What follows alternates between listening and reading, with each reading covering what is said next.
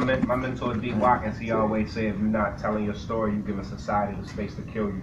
And for the longest, black people never had the luxury to tell their own stories in this country, right? We had a group of people who hated us and a group of people that we belonged to. So they tell, you know, fallacies about what it is that we love to do, what makes us cry, what makes us laugh, you know, what type of people we are. And they probably never even shook a black person's hand before. You get what I'm saying? So now that, you know, people like ourselves and the people in this audience, now that we have this opportunity, we have to, you know, take advantage of that, and we have to tell our own story. And a lot of times people feel like their personal story don't matter, right? Because it might not be the sexiest thing that's talked about in the activist community, or it might not be trending on Twitter, but your story does matter.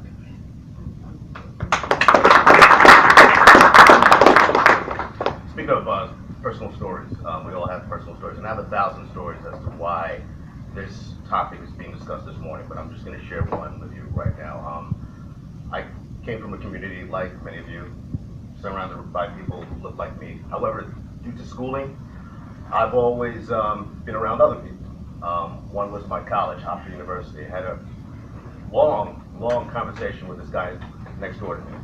I like a lot of different types of music, including classic rock. I was blasting one of my favorite songs, Led Zeppelin's "They Were All Today." Knock on my door. I think it's going to be somebody telling me to turn down the music because they were studying or whatever. This guy named Jason was like, "That's you? Hey, you listening to it?" I was like, "Yeah." So he's like, "Can I come in?" We talked before, but we hadn't had a discussion like this. He sits down, we're talking about classic rock, politics, all kinds of stuff.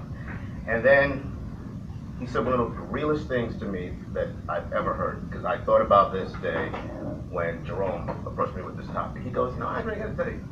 He's called me Amish. But let me tell you something. Before I met you, I like black people. And I was like, "Really?" I was like, he goes, "And I really don't even know why. Because the only black person I ever knew was my nanny." And I was like, wow. Okay, so we're about to talk. And then I said, well, she's black, right? He goes, "Yeah, you know what? This might sound crazy, but she wasn't really black to me. She was my nanny. She was part of the family, but she wasn't really black to me. And the only black people I ever saw were the mugshots that I saw on the 6 o'clock news." He goes, "And that's my perception of black people." And then that led to a lot of discussions with me and him, and then discussions that we're having to this day. So that's why when Jerome approached me about this topic, more than mugshots, I thought about that day, and I thought about why we're here today. How we're perceived. When people see us on the news, and that's the only option they have to see black men, is in the form of a mugshot, they form preconceived notions that lead to the images that we saw in the piece that was narrated by Stan Stovall and the things that we're going to talk about today. So that's why I'm here.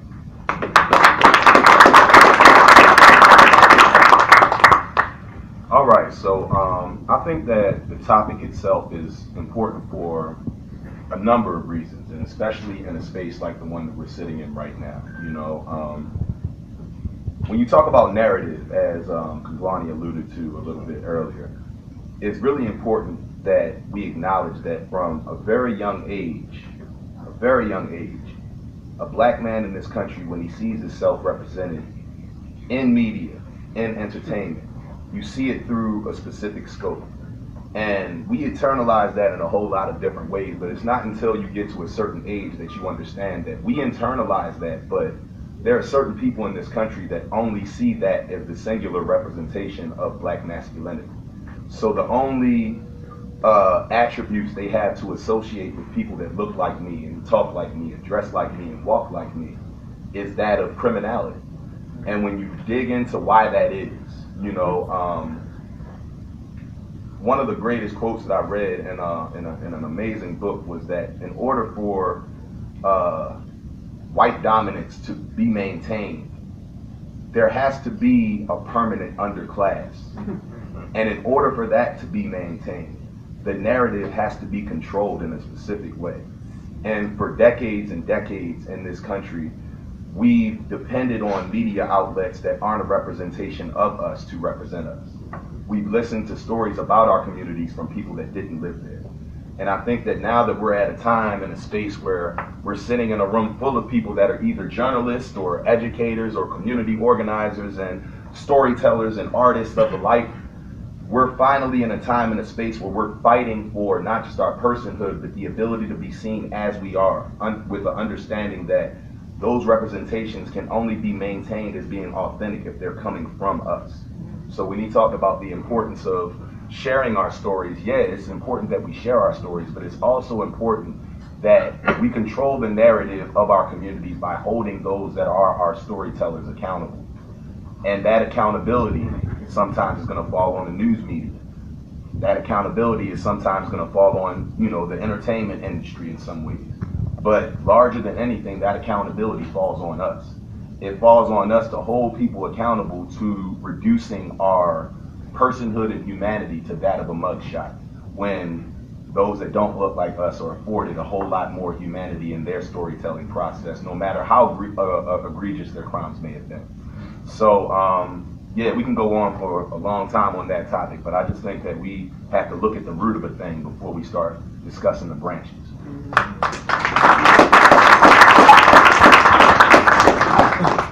For me, this is how I'm going to approach this topic today.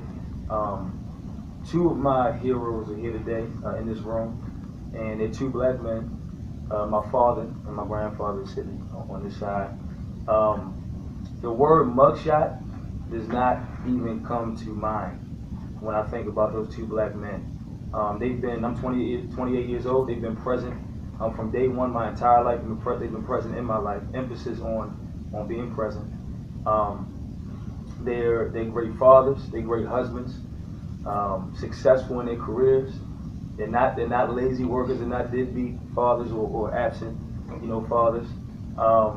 They put their family first. They're heroes in the community. They have morals. They have values. And I say that to say this. I feel like I feel like the media wants us to think that those depictions of black males don't exist or that they're rare. They're not. Those types of men, my father, my grandfather, those types of black men and black boys are in every community across the country. And I think that the media has a duty to be fair and to be balanced in their depictions of black males in the media, and they're just not. So that's why, for me, I always like to go to my personal experiences, because that's been my experience. Even with some of my mentors, like Jerome was here, even with some of my mentors and my friends like Malik Edwards, who was here. He's a good friend of mine right here, and my videographer. These are positive black males, and they're all over the place, all throughout this world. But the media has to want to find these individuals, to tell their stories, and to shed a light on their stories. So, despite the negative images that the media will portray about black males, that there's way more positive black males in this country than there are negative. But we have to acknowledge, just like we say about race in America, what's the first thing we have to do? We have to acknowledge that there's a problem, and then we have to acknowledge it first before we can move towards a set of solutions. So the same applies for this issue. Other media outlets like WBAL, is obviously they are giving us this platform to speak on this topic today, so they acknowledge that there's a problem. Other media outlets in America have to do the same thing, or there will be no solution. The public perception will continue to be what it is about when it comes to black males.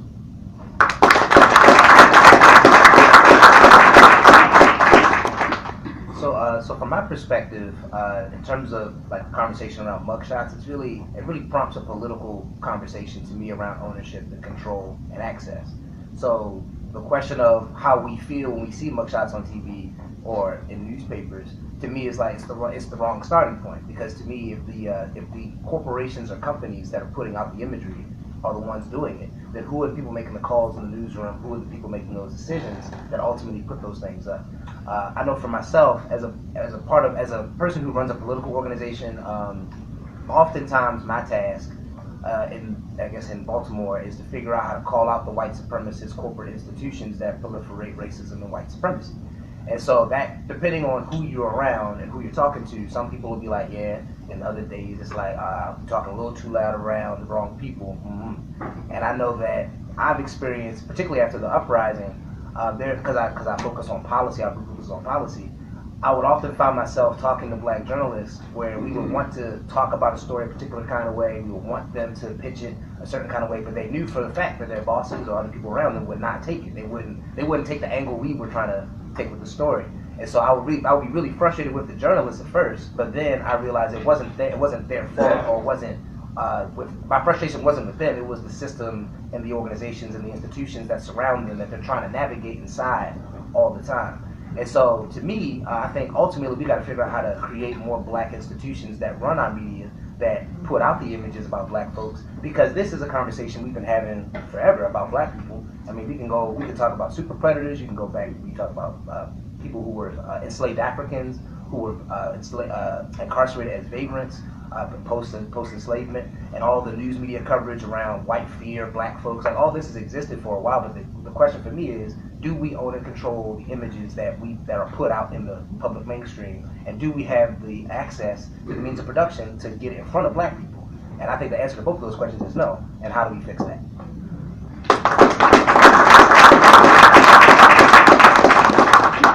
I think it's imperative that we have more black faces at the table making the decisions.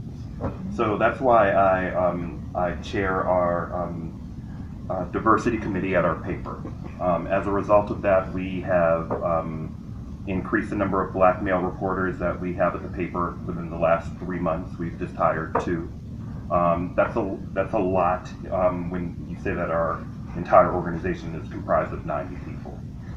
So in decent positions, government positions, and positions that where we're viewed on a daily basis. My big thing is that when we approach the black community to try and tell these stories, we get a lot of pushback. We have a lot of there have been decades of just bad relationships between our paper and the community that need repair. But when we are trying to make those repairs and try and tell stories that are just because stories, that's what I feel we need more of. We have just because stories of white people every day in our paper. We need just because stories of black people.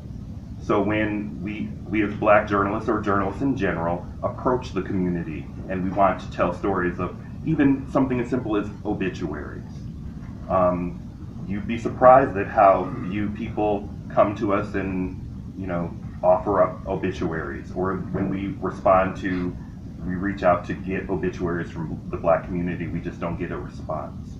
So that we can't keep saying that we're not covering black people when there are efforts to be made and black people are not responding back.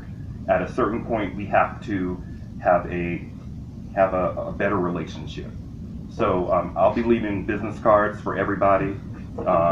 We will be having more forums. We'll be having more forums, community forums, where we teach everyone how to write op-eds for our paper, or tell them about our apprenticeship program that we'll be launching next year.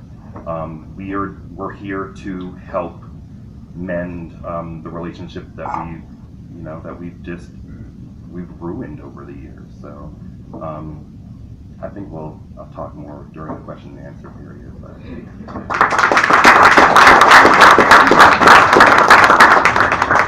So let me share a couple of stories, and I always like to hear the personal stories, because everybody's had their own personal experiences coming up through an industry where typically minorities do not own the business, okay? And talking about trying to get your voice heard by management to see things your way, oftentimes is very difficult. Sort of picking up on something that Karl was saying, that this discussion we're having, it's been going on for a long, long time. We continue to have the discussion because obviously there are still issues as far as the coverage.